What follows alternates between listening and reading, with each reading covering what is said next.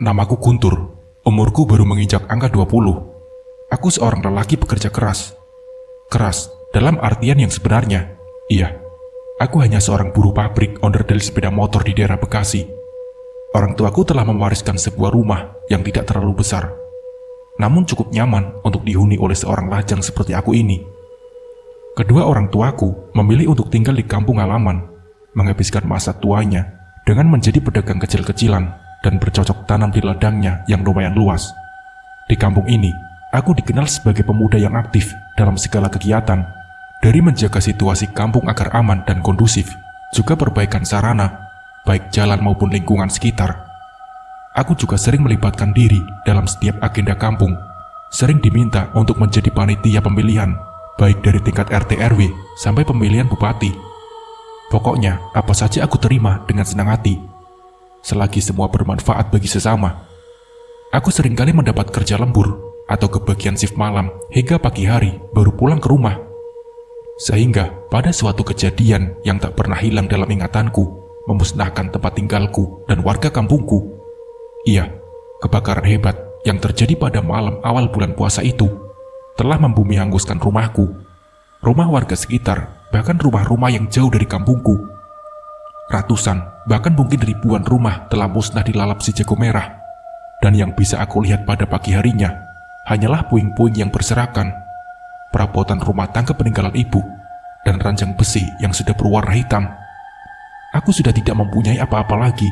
Uang di dalam lemari yang sempat aku simpan sedikit demi sedikit untuk masa depan pun ludes bersama seluruh pakaianku. Aku benar-benar hidup dari nol, tanpa punya apa-apa. Masih beruntung bagi teman-temanku yang masih hidup bersama orang tua dan keluarganya. Setidaknya, mereka masih sempat menyelamatkan harta benda yang berharga, seperti uang, pakaian, atau televisi juga laptop. Sementara aku, untuk berganti pakaian pun harus menunggu sumbangan atau bantuan dari para dermawan yang mulai berdatangan. Sedangkan perusahaan tempat aku bekerja tidak mau tahu akan kondisi sekarang. Aku harus tetap bekerja sesuai jadwal. Kalaupun harus libur, aku wajib menyerahkan surat bukti halanganku. Ya, pokoknya aku begitu sulit saat itu. Aku harus berpikir untuk tidur di mana malam ini. Untuk beberapa hari, aku bersama warga tinggal di kamp bantuan pemerintah. Ada juga yang memaksakan diri mendirikan tenda darurat di atas puing-puing rumah mereka, sambil membenahi sedikit demi sedikit barang-barang yang sudah tak berguna itu untuk dibuang. Dan pada minggu-minggu berikutnya, satu demi satu, warga mulai membangun rumah mereka kembali. Bagi yang mampu, mungkin bisa membangun lebih bagus dari rumah sebelumnya. Namun yang tak mampu, cukup mendirikan rumah menggunakan kayu triplek dan seng. Sementara aku, kamu tidak usah pusing mikirin buat tidur, Kun. Kamu tinggal sama aku saja. Bapak ibu aku pasti mau menerima kamu kok, kata Pandu setelah mendengar curhatanku. Tapi, rumah kamu kan kecil, Pan. Aku mau tidur di mana? Ucapku. Ya elah, kita ini cowok, Kun. Asal ngantuk juga bisa merem di mana saja. Yang penting kita bisa berteduh, nggak kehujanan, ucap temanku. Oke, nanti aku ngomong sama bapak ibu kamu. Nggak usah, aku sudah ngomong duluan kok. Ayo sekarang kita ke rumah. Pandu mengajakku untuk ke rumahnya.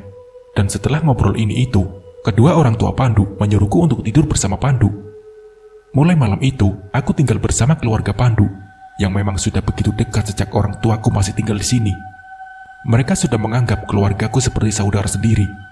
Maka begitu mudahnya mereka menyuruhku untuk tinggal bersama mereka di rumah yang sempit yang hanya memiliki 2 buah kamar tidur.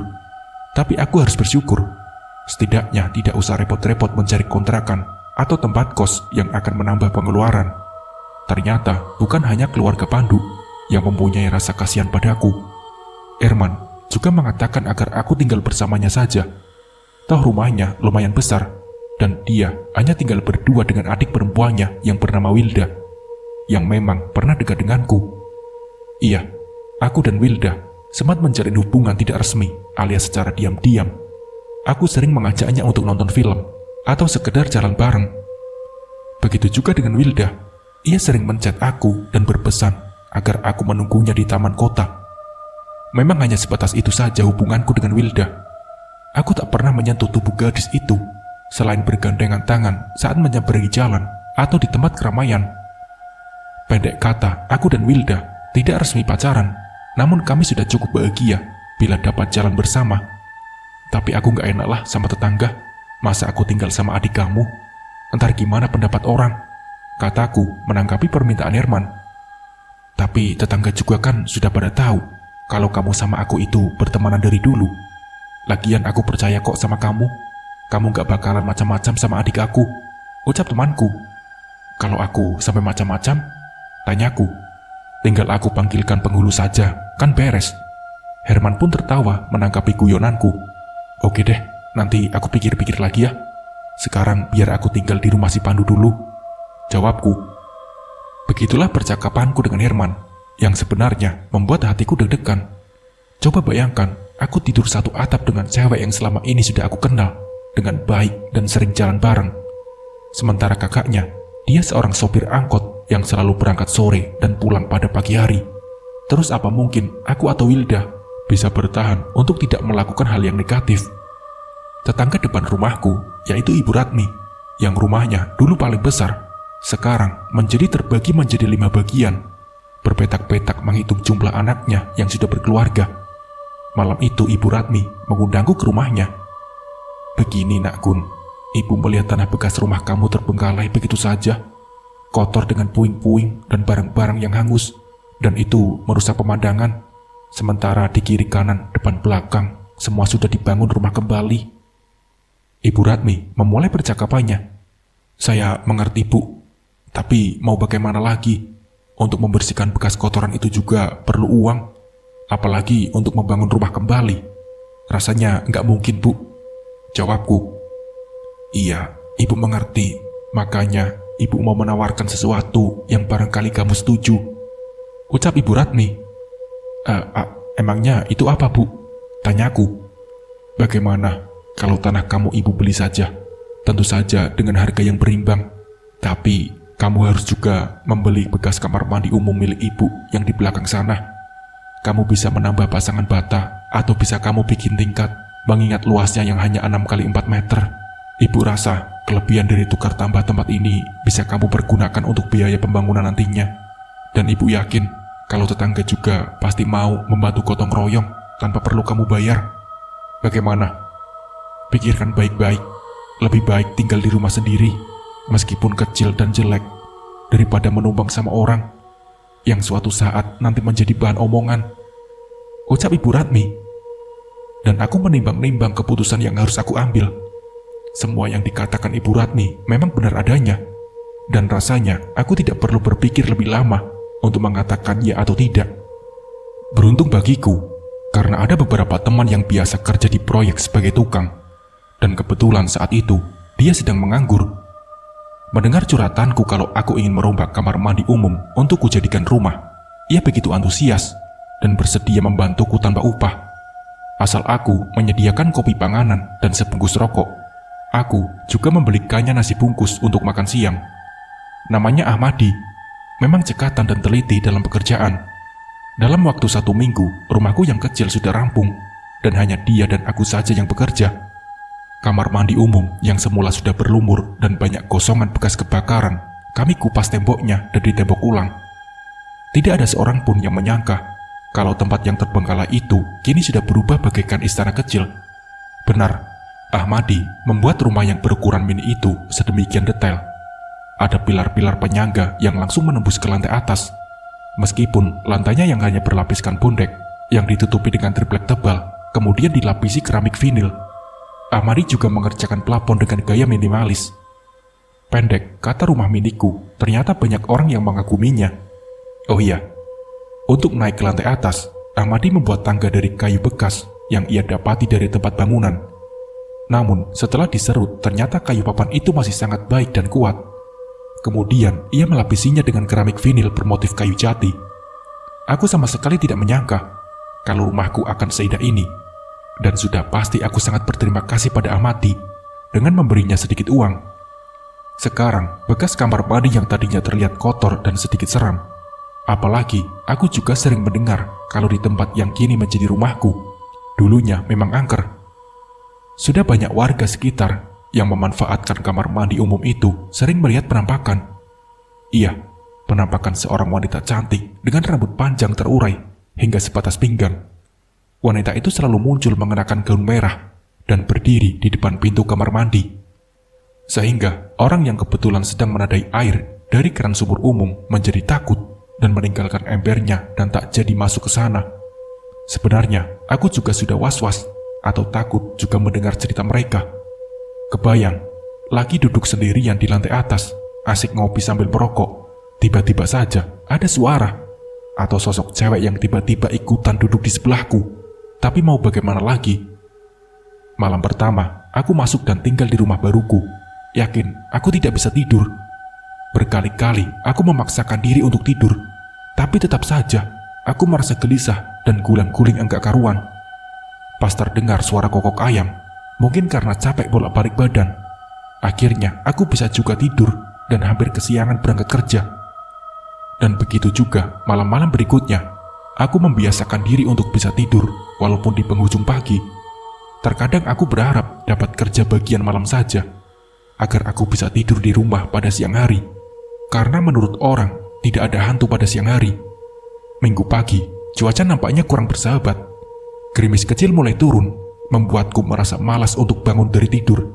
Sebenarnya, aku sudah punya rencana untuk keluar, sekedar melepas kejenuhan dari pikiranku yang teramat lelah. Sejak aku menempati rumah baruku, aku sering kurang tidur malam.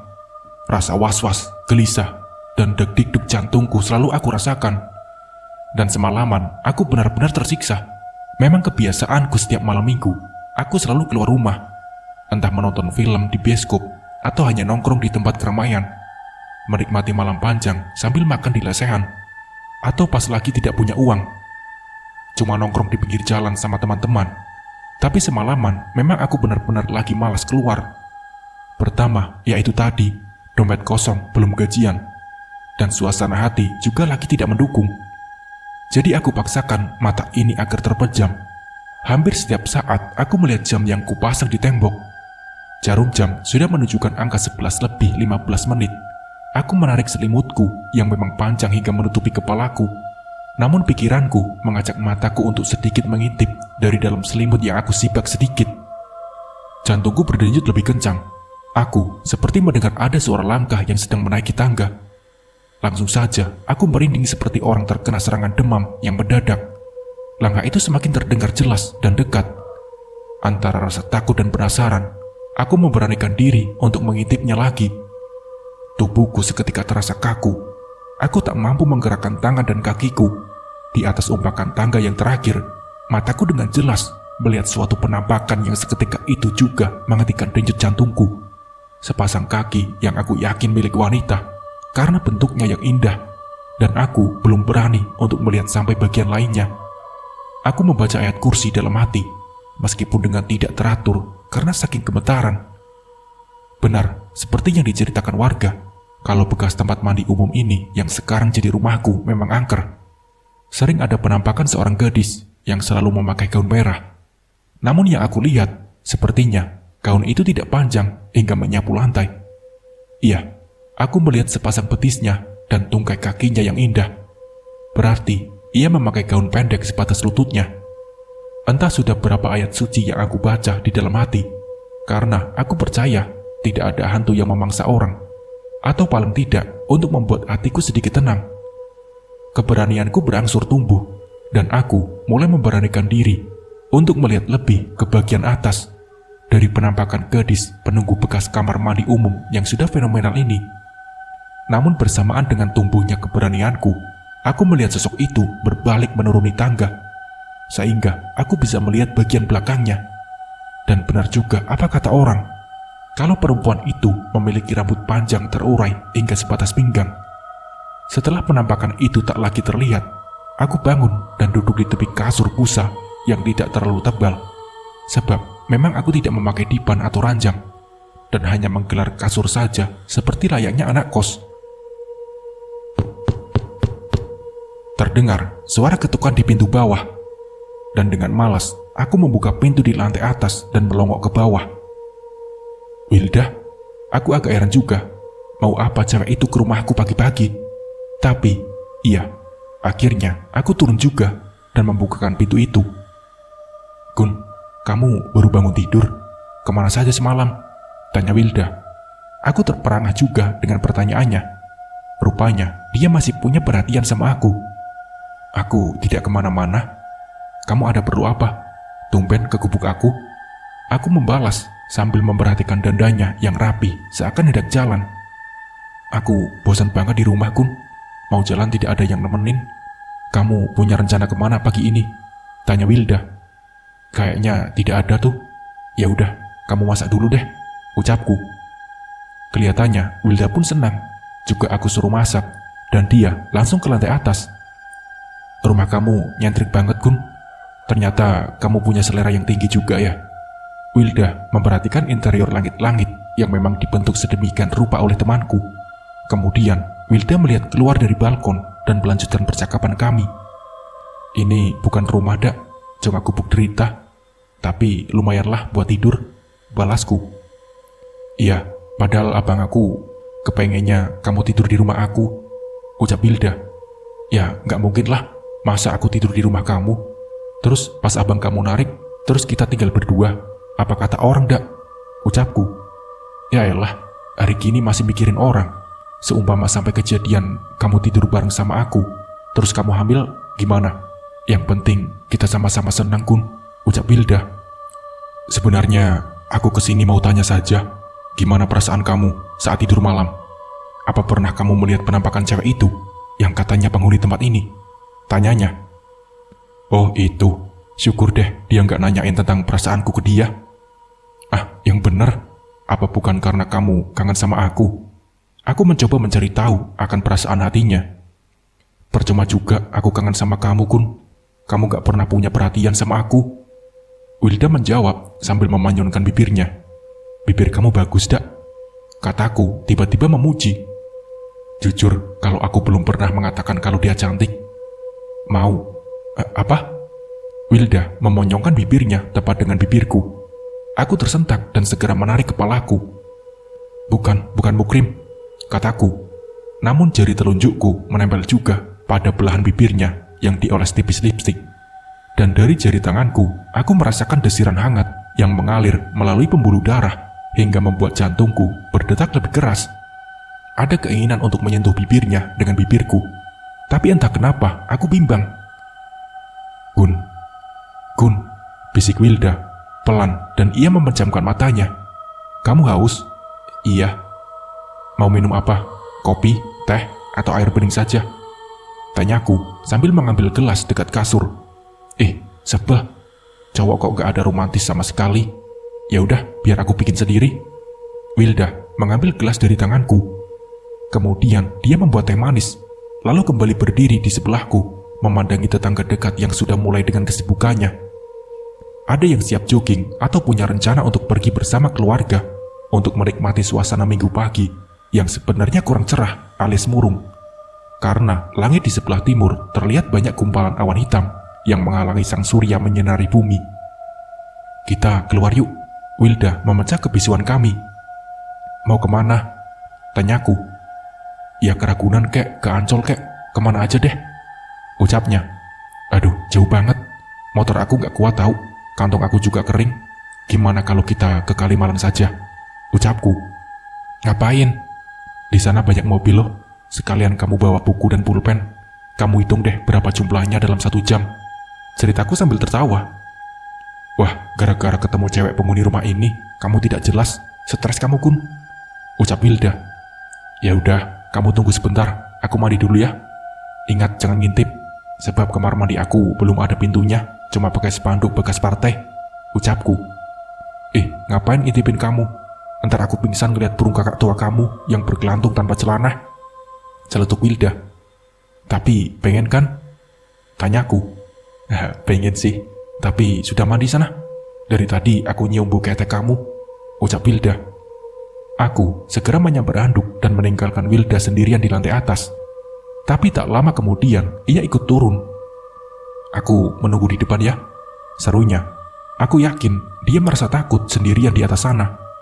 Selesai mandi, aku bingung mau pakai celana dan kaos mana. Rasanya kurang serg juga pakai pakaian bekas pemberian donatur waktu kebakaran itu. Dan akhirnya Aku pilih pakai celana dan kaos yang aku beli dadakan tempo hari. Memang kaos murahan, tapi tidak apa-apa. Rambutku yang pendek agak cepak, aku beri sedikit minyak rambut. Dan aku tidak punya parfum. Padahal seharusnya mau jalan sama cewek harus sedikit keren, sedikit harum. Tapi memang aku dari dulu tidak suka sama parfum. Pernah pakai, itu pun terpaksa. Saat menghadiri acara syukuran tetanggaku yang melahirkan anak pertama. Nah, di tengah-tengah kami sedang membaca marhaban sambil berdiri itulah seorang memoleskan parfum pada semua jemaah, termasuk aku. Baunya wangi, bikin kepalaku pusing. Itu kata orang parfum nol alkohol. Setelah itu, motor aku dorong dulu. Maklum, gang yang menuju rumahku sempit. Baru setelah berada di jalur yang benar, aku menghidupkan mesin. Di depan sana, aku melihat Wilda sedang nongkrong di pinggiran comberan, persis kayak cewek yang lagi buang hajat. Mendengar suara motorku, dia pun berdiri. Baru saja Wilda nemplok di belakangku. Tiba-tiba Hani, teman kami juga menyeletuk. "Akhirnya kamu berdua jadian," katanya dengan nada Betawi. "Ini aku mau ngantar Wilda beli bakso di Kalimalang." Jawabku asal.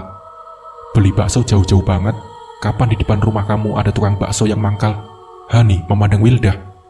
"Itu sih biasa. Kita mau beli bakso kucing. Kamu mau, Han?" Tanyaku bercanda. "Bakso kucing? Enggak ah. Aku baru dengar tuh. Kalau nasi kucing sih pernah nyobain. Tapi bakso kucing, amit-amit dah. Bau tai kucing aja sudah asem gitu. Enggak, aku enggak mau." "Sudah deh cepetan, ntar keburu hujan. Batal deh kamu kencan," ucap Hani, berlalu sambil terkekeh. Dan tentu saja, aku dan Wilda jadi ikut tertawa. Karena memang aku tidak punya uang, terpaksa aku membawa Wilda ke Kalimalang. Tempatnya lumayan indah, cocok dengan suasana hati dan kantongku yang lagi manyun. Wilda kelihatannya agak protes. Dia malah senang meminta dipoto segala dengan berbagai pose. Kita juga mancing ikan, tapi sampai hampir 1 jam tidak dapat seekor pun. Dan pada akhirnya kami hanya duduk-duduk sambil ngemil kacang garing, tentu dengan minuman teh botol. "Gun, aku merasa nyaman kalau di dekat kamu. Apa sebenarnya aku ini memang mencintai kamu? Atau hanya sekedar merasa nyaman saja? Gimana perasaan kamu, Gun, ke aku? Jawab dengan jujur." Tiba-tiba, Wilda curhat tentang perasaannya. Tentu saja aku terkejut dan sama sekali tidak menyangka kalau dia berani mengungkapkan lebih dahulu. "Aku nggak tahu pasti, tapi mungkin sama kayak perasaan kamu ke aku," jawabku. "Tapi kadang-kadang kamu itu nyuekin aku, pura-pura nggak lihat aku," sambung Wilda, dan tanpa ragu dia menyandarkan kepalanya di bauku. Aku mencium aroma wangi pada rambutnya, dan tanpa terasa tanganku bergerak membelainya. "Kita nggak perlu mempertanyakan tentang itu. Biarkan saja semua berjalan dengan apa adanya. Kita saling menjaga hati kita," ucapku. "Iya, Kun, aku sendiri nggak pernah dekat sama cowok. Aku takut kamu cemburu. Padahal kita belum ada ikatan apa-apa," ucap Wilda. "Aku tidak pernah cemburu, Dak. Sebab bagi aku, kalau emang kamu dekat sama cowok lain, berarti kamu emang sudah nyaman sama dia. Dan aku tetap menjaga hatiku untuk selalu mengerti tentang perasaan kamu," jawabku. "Jadi, kamu cuma nganggap aku teman biasa, Kun?" tanya Wilda. "Iya, teman tapi mesra. Ada rindu, kangen, dan sempat juga curiga," jawabku. Wilda memukul dan mencubit bauku. "Bisa aja kamu ngomong. Emang aku ngelakuin apa sampai kamu curiga?" tanya Wilda. "Ya kalau sampai ngeliat kamu jalan bareng cowok, aku curiga dia itu pacar kamu," jawabku. "Tapi sampai sekarang aku belum pernah jalan sama cowok lain kan?" tanya Wilda menatap tajam, seakan ingin mencari kepastian jawabanku di sana. Aku tidak menjawabnya dan hanya mengangguk. Dan sejak saat itulah, Wilda seringkali datang ke rumahku. Selalu bertanya mengenai cerita hantu yang menghuni tempatku ini. Semula, aku merasa enggan untuk menceritakannya. Tapi Wilda malah cemberut dan menyangka aku sering bertemu dengan perempuan yang belum pernah aku lihat wajahnya. Aku hanya menceritakan keanehan yang terjadi. Misalkan bekas makan dan gelas kopi yang belum sempat aku cuci. Nah, pas pagi harinya, sudah terletak pada tempatnya, dalam keadaan bersih dan bau harum. Begitu juga lantai yang hanya berlapis vinil, sepertinya sudah disapu dan dipel. Aku hanya menyimpan rasa heranku, tanpa pernah bercerita kepada siapapun. Aku tidak mau membesar-besarkan hal yang sepele, dan bisa meluas menjadi bahan omongan orang. Jujur, aku belum pernah ngeliat muka dia. Dan mudah-mudahan nggak akan sampai melihatnya. Intinya, dia jangan sampai gangguin aku, kataku. Tapi kalau sampai dia menampakkan diri, apa yang akan kamu lakukan, Gun? Balas Wilda, seakan dia mengkhawatirkanku. Mana aku tahu, mungkin lari, atau paling enaknya sih pingsan saja, biar nggak lama-lama ngeliat dia. Jawabku. Gun, apa aku boleh tiduran di sini? Rasanya mata ini ngantuk banget, Gun.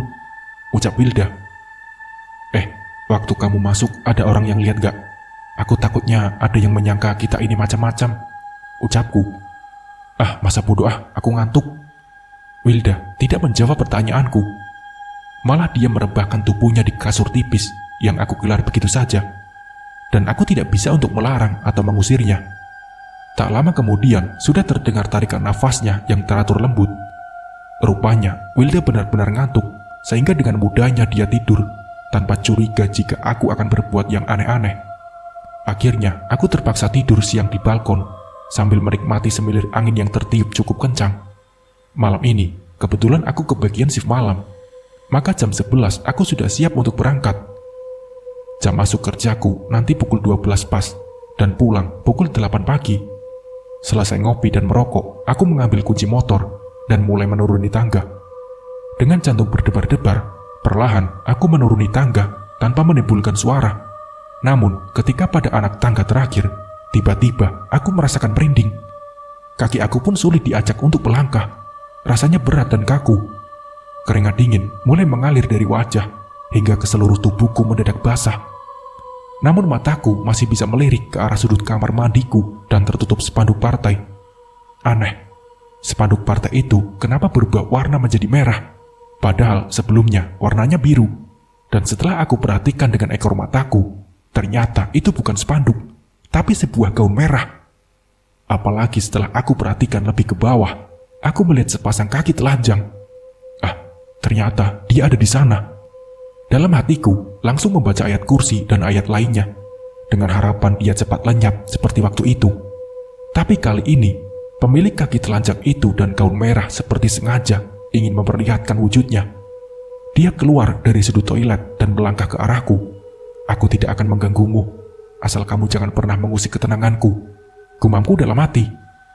Aku mendengar suara dengan jelas, namun aku yakin kalau perempuan bergaun merah itu seperti tidak membuka mulutnya.